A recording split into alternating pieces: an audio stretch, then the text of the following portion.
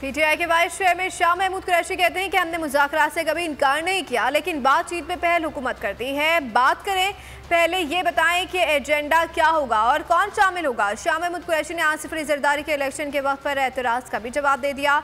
वो उससे बातचीत में कहा कि वक्त किसी के हाथ में नहीं। डायलॉग से हमने कभी इनकार नहीं किया, लेकिन डायलॉग की पहल कौन करता है? डायलॉग की पहल हुकूमत करती है। हम चाहते हैं कि डायलॉग आप करना चाहते हैं तो बताइए कि आपका उसका एजेंडा क्या होगा, उसमें कौन होगा शामिल, कौन नहीं होगा। आसिफ अली जरदारी साहब ने कहा कि वो अनकंडीशनल होने चाहिए, अच्छी बात है, अनकंडीशनल होने चाहिए, लेकिन हम हर इशू पे बात करेंगे और हम करने को तैयार हैं। अब उस पर हम कह रहे हैं कि इस वक्त मुल्क को इस भंवर से निकालने के लिए जो पहली ज़रूरत है वो नए इंतखाबात की है। आसिफ अली जरदारी कह रहे हैं कि हमें एतराज़ इलेक्शन पर नहीं है, हमें इलेक्शन की टाइमिंग पर है। अब टाइमिंग आपके मेरे कंट्रोल में नहीं है। इंतखाबात जो होने हैं 90 दिन में, वो आइन की कदगन है या नहीं है। अगर आपको हमारी ये वीडियो पसंद आई है तो लाइक पर क्लिक कीजिए। हवाए नफ्स की है हुक्मरानी, लुटेरा कर रहा है पासबानी। बोल न्यूज के मार्केटिंग हेड आकाश राम ताहा लापता, तफ्तीशी इदारे जवाब देने से कासिर।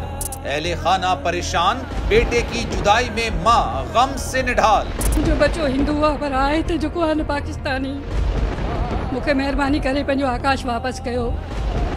हुकूमत से बेकसूर और मुहिब्बे वतन बेटे की बाजियाबी के लिए फरियाद। आकाश राम के अगवा के खिलाफ अहले खाना की जानिब से सुप्रीम कोर्ट में दरख्वास्त दायर। सुप्रीम कोर्ट के चीफ जस्टिस उमर अता बंदियाल से आकाश राम के अहले खाना की जल्द समाअत की इस्तदा। समी इब्राहिम और सिद्दीक जान का सुप्रीम कोर्ट के बाहर एहतजाजी कैंप का ऐलान कि सोमवार के दिन से हम सुप्रीम कोर्ट ऑफ पाकिस्तान के सामने कैंप लगाएं और हम सब सुप्रीम कोर्ट ऑफ पाकिस्तान के सामने बैठ जाएं और उस वक्त तक नहीं उठेंगे जब तक आकाश वापस नहीं आए। मुश्किल की इस घड़ी में आलमी मीडिया ने भी उठाई आवाज।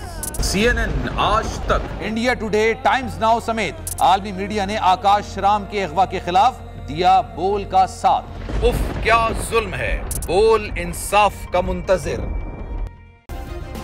सब्सक्राइब करें और बेल दबाएं ताकि कोई खबर रह न जाए।